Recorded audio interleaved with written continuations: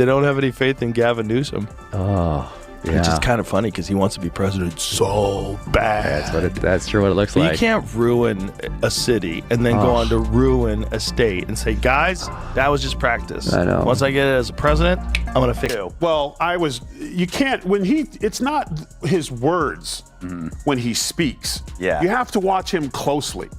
And some genius decided not to film him any lower than the shoulder. Yes, did you? Yes. So what did he do? You couldn't see the hands. No, but he sent Morse code. It looks like Gavin Newsom's perfect hair and cool, effortless charm have finally worked their magic on Tyrese and Joe Rogan. But now the niceties are over. They're ready to talk, and what they're revealing could scorch hotter than a California summer. These aren't just mild confessions. We're talking about revelations that could make even the bravest in Hollywood squirm. So what jaw-dropping truths have they stumbled upon? And why does half of Tinseltown act like they didn't just hear the alarm bells? Get ready. Things are about to get wild, funny, and maybe a little too close to the truth. You have the highest unemployment. Yeah. You have the highest homelessness. Look what they did with Hollywood. Money's missing. You killed Hollywood. Like, Hollywood doesn't exist anymore. It's literally gone. That was such an easy one. mandated vaccines for kids that didn't need them. You guys... But I saw. Yeah. What it looked to me like he was negotiating with a deaf prostitute. Don't forget to hit that subscribe button if you're loving this roller coaster. It's more valuable than you think. Who could have imagined that in 2025, Tyrus and Joe Rogan would join forces to call out Gavin Newsom? Yet here we are, in the middle of a scorching Los Angeles summer, watching California's most polished politicians start to crumble under the spotlight. When those two unleashed their truth bomb, you could almost hear the collective gasp from every avocado toast devotee between Malibu and San Francisco. And let's be real, some poor PR manager is already clutching a stress ball, bracing for the storm before Rogan and Tyrus even open their mouths. It's so crazy, but he's such a great politician. I mean, No, he's he's so not. smooth. He's You not, don't think though. so? No, I think he's terrible. How's he remained in power for so long? Low competition. There's no one who's there's good that. is competing against him. I There's guess no that- sincerity. I should say he's not a good. I should say he's smooth. He comes. I mean, across he's a as- good bullshit artist. Yeah, that's what I mean. But it's like what the things that he says when he gets confronted with we're the highest this and the highest that. Like, like everybody's. It started out harmless, just some light jokes and a few laughs until things got awkward faster than a vegan burger showing up at a Texas cookout. Once Joe Rogan begins building connections, you know the calm won't last long. The easygoing mood vanished in seconds. And Tyrus? He's not just there to make introductions. He flips the whole conversation on its head, challenging anyone brave enough to see things differently. Look at the blinking. Blink, look. Meet me at the house. Like, he's blinking. He's sending. I'm getting there. Hey, just so you know, I'm not wearing pants. Ew. And then, look, he's blinking. And then eventually, the camera guy realizing that he's signaling him, so he gets appalled, leans back, camera comes down, and then we're back to this. I'll do this for you. You do this for me a little. So he's saying whatever he's going to say. There it is. See, they couldn't hold him back. He's like, I'm not on film. Oh, I'm not. Nope. Bring my hands up. Bring him up. Bring him up. Bring him up. Bring him up. He practically dares anyone to argue with him, like tossing the whole marker board across the room just to prove a point. Gavin Newsom, meanwhile, has long been treated like California's golden boy, as if he were handpicked straight from a Napa Valley vineyard right beside the Pinot Noir. With hair straight out of a shampoo commercial, a smile fit for a magazine cover, and speeches so polished they could double as TED Talks on charisma, he's built an image that's hard to shake. Told Los Angeles Times Panera would not be exempt from the law. The spokesperson also did not claim the Bloomberg piece, which cited sources close to the matter, that Newsom pushed for an exemption that applies to businesses that bake bread and sell it as a standalone item, calling the report absurd. So is it a fake story? Or is it something that they might have corrected hustled course on and corrected quickly. course quickly? Yeah. Yeah. Oh, the roll up to the top. So where's the initial report? Let's find the initial report. In the end, the dreamy version of California that Newsom once promoted started to look more like a Netflix dystopia. Sky-high rent that could cost you a kidney and social experiments on every corner. So, when Rogan and Tyrus decided to speak their minds, it wasn't just for laughs. It turned into a full-blown demolition derby of egos and contradictions. Tyrus folded his arms, flashed that signature look, and turned Newsom's politics into pure comedy, while Rogan added his signature mix of logic and unpredictable riffs. Picture it. Two men laughing as they question what leadership really means and whether Newsom's picture-perfect persona might be just a little too perfect. Yet there he is, insisting everything's fine, grinning like a toothpaste ad model. Watching him manage chaos while calling it progress feels like seeing someone rearrange deck chairs on the Titanic and brag about innovation in buoyancy. And of course, Tyrus didn't hold back, because being blunt is what Tyrus does best. Watch the tape. Yes. He literally goes, I want some of this, then you do some of this, and I'll do some of that back to you, and then we'll do this, and then I'll pay you, and then we'll do it again. True. And then she kept saying, no. Okay, how about this? You do this one first, then we do this one, then we give a little back and forth. Tyrus pointed out that California's biggest export isn't movies or tech anymore, it's people. Residents are fleeing faster than contestants on a grim reality show where the grand prize is just surviving the electric bill. The irony couldn't be thicker. Newsom calls every departure growth. Sure, if you counted as Texas's population booming by the minute, then Rogan, ever the thinker with the punchline, couldn't help himself. He started tossing out those deceptively simple questions that leave you realizing there's no comfortable answer, like, how can a state wealthier than many countries have roads that look like they've been attacked by a toddler with a hammer? Or why does every green initiative somehow end up making wildfire smoke worse? In seconds, the roast turned into a revelation. Rogan and Tyrus asked the one question few dare to touch while the media fawns over Newsom's supposed presidential future. Bloomberg spread bullshit. Bloomberg is a financial paper, right? Yeah, that's right. That's not something. I don't think it would be. You really can't do that if you're running a financial paper. It's not like the New York Times. The New York Times can say Israel bombed the hospital and 500 people are killed and put it on the front page, even if it's not true. And everybody just assumes it's true because it's the New York Times. But they can kind of get away with that. Yeah. And then they... Does anyone outside California actually want its problems exported nationwide? Their commentary wasn't about hidden scandals. It was about the illusion itself and how carefully polished perception keeps it alive. The idea is shockingly simple, yet it hits hard. Gavin Newsom's public persona is nearly indestructible. No matter what disaster flares up behind him, he just straightens his jacket, flashes that confident grin, and blames it on climate change. With more taxes and less accountability, his politics feel like the government's version of "it's not you, it's me." Still, there's no denying his charisma. The man could convince a crowd that buying a $12 green smoothie is an act of patriotism. Rogan summed it up perfectly when he joked, Newsom's real skill is turning chaos into progress. After all, who else could preside over a place where gas prices rival a SpaceX launch, blackouts are routine, and homelessness feels endless? Tyrus, ever the skeptic, called it what it is, the finest in political theater. California isn't just a state anymore, it's a stage. And when criticism comes, Newsom simply smiles and says, "You'll still vote for me." The wild part? Many actually do. That Hollywood glow makes it easy to ignore the cracks beneath the surface. People sit in gridlock traffic, convinced the standstill is somehow innovation in motion. Rogan and Tyrus wrap the whole spectacle into one sharp lesson in political marketing: how to keep your image spotless even as the ground beneath you slowly gives way.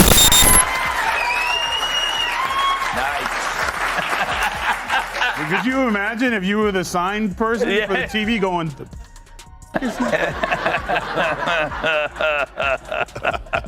No, he reminds me there of, remember the guy who did the sign language at Mandela's? Smile through the smoke? That might as well be Gavin Newsom's personal motto. He's mastered the art of spinning every blunder into a perfectly crafted soundbite. If deflecting blame were an Olympic sport, he'd have more gold than Michael Phelps. Then came the moment that set the internet ablaze. Tyrus pointed out that for a man running a state that constantly looks like it's on the brink of apocalypse, Newsom's rise has been suspiciously spotless. Blackouts, floods, wildfires, billion-dollar scandals, none of it seems to leave a mark. It's as if he's wrapped in some kind of narrative armor designed by modern political screenwriters. Rogan couldn't help but burst into laughter at the absurdity of it all. How can anyone stay that clean while everything around them burns? It's like watching someone stroll through a backyard barbecue in an all-white outfit and walk away without a single stain. Either he's impossibly lucky or reality itself bends in his favor. The discussion soon shifted to Hollywood's adoration, media bias, and the almost cult-like devotion surrounding Newsom. At this point, he doesn't even need a campaign team. Vanity Fair practically plays the role for him. Show the country a cinematic drone shot of California's glowing coastline, and half of America might swoon before remembering that gas prices are still pushing $7 a gallon. Rogan, ever the contrarian, couldn't help but wonder why Newsom keeps stepping into the spotlight as if he's auditioning for something much bigger. Says that they're hanging their hat on is his social media campaign where he talks like Trump. It's no longer the rule of law. It's increasingly the rule of Don. So he's got a bunch of people from his organization that tweet for him, and they tweet like Trump, and they're saying this has elevated him in the public's eye. That's terrifying. You've seen it across the board. People are scared to death of this guy. He's starting to learn the internet sensibility. It's the appalling silence. It's the complicity. You're seeing the most successful, wealthiest people scared to death of this guy. Which is heavily trolling, does very well. What he has is a Maybe California was just the opening act, but as Tyrus and Rogan pointed out, if this is only the preview, America might want to check the reviews before buying a ticket. Their take made one thing unmistakably clear. The Gavin Newsom brand depends far more on image than on actual achievement. It's not about results, it's about the vibe. And right now, that vibe is sleek hair set against a backdrop of chaos. They didn't even need to say it outright. The implication hung in the air. You could almost picture Newsom declaring a state of emergency because of bad lighting and still calling it progress. Meanwhile, regular Californians are left guessing whether the next disaster will come as an earthquake, a wildfire, or another tax increase. Love him or not, Newsom is the ultimate Instagram-era politician. Perfectly filtered, immaculately presented, and always camera-ready. Midway through the exchange, Rogan turned philosophical, questioning whether America has traded talent for appearances. Everything now seems airbrushed, polished, and obsessively curated. But before things got too deep, Tyrus jumped in with a grin. Newsom's real gift, he said, isn't solving problems. It's convincing people that acknowledging them counts as progress. Try explaining California's so-called success, and you'll end up squirming. The entire conversation became a mix of roasting and revelation, funny, biting, and painfully honest. In a world where everyone pretends nothing's wrong, sarcasm might just be the last language of truth. Gestures match the words coming out of his mouth. Right. Yes, if the president was like, we want peace in the Middle East, you know what I'm saying? He would be like, right, and like, That's it. That it is. It's the contrast. yeah, like Gavin, his hands are aggressive. You know, Yeah. we've had a lot of theories. One, it was a bad negotiation with a deaf hooker. You know, now he doesn't want to pay for, you know. Do you have a problem with deaf hookers? He does, because the deal went south. It's called the Helen Kellen special. They didn't set out to do it, but Tyrus and Rogan ended up showing just how fragile Newsom's carefully crafted fantasy really is. One dose of plain common sense, and the illusion starts to crack. By the time they wrapped up, the glossy armor of the Newsom persona had peeled away, leaving nothing but irony underneath. It's almost as if a TikTok trend gone wrong somehow produced the man now selling perfection while steering the state. And yet through every mess and misstep, he keeps smiling as if chaos itself were part of the master plan. The real takeaway? Tyrus and Rogan didn't just call out Gavin Newsom, they exposed the entire spectacle of modern politics. The media obsession, the filters, the rehearsed slogans, all of it. They reminded everyone that behind every flawless image lies a story too messy to fit inside the frame. America's next big thing might not be about substance at all, but about who looks best delivering the illusion. Still, it's wildly entertaining as long as voices like Tyrus and Rogan keep asking the awkward, unexpected questions. Because when that perfect surface inevitably cracks, it's fascinating to see who tries to fix it and who just adds another filter. And just when it seemed they were done, the duo went even further, peeling back the layers right inside the Hollywood bubble that's been quietly polishing Newsom's image for years. California. It's like, you know, I'm very big on California, very bullish on California. California has all this industry. Hey, fucko, they're all thinking about moving. Thank God. The only reason why they don't move is because it's too difficult to move. If it was like every business could instantly pull up roots and replace everything and have everything running in a week at the other place.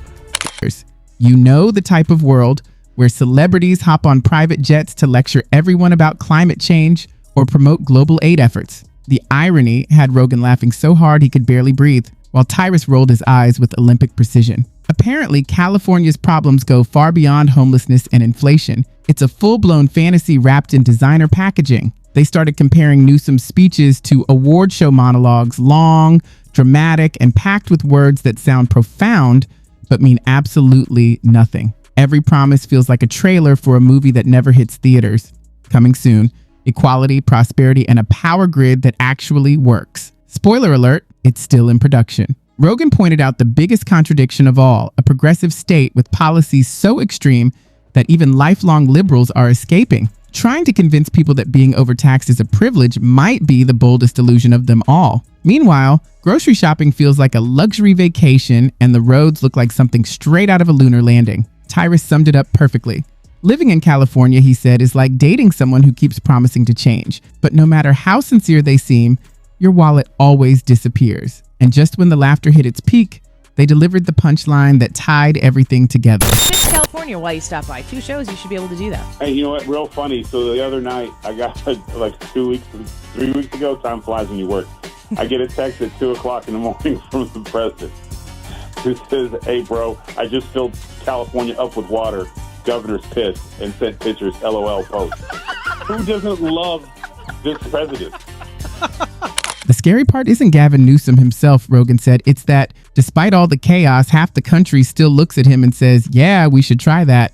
The room went silent for a moment as everyone realized how perfectly that summed up modern politics. People get so dazzled by the packaging that they forget to check the expiration date. Tyrus couldn't resist one last jab. Newsom's the kind of guy who'd try to stop wildfires by starting a bonfire and calling it innovation, he quipped. And honestly, he wasn't wrong. Because what Rogan and Tyrus exposed goes way beyond one politician. It calls out the entire production, the image, the illusion, the constant applause for problems that never actually get fixed. That's the real punchline. California may still sparkle under the lights, but the show never ends. There's always one more grand vision speech to give, one more headline to grab, one more camera angle to perfect. Rogan and Tyrus didn't just roast Gavin Newsom, they pulled back the curtain on how politics itself has become performance art. And the truth, it's no longer confined to the stage. It's been recorded, replayed, and laughed at. Etched into history as both comedy and cautionary tale,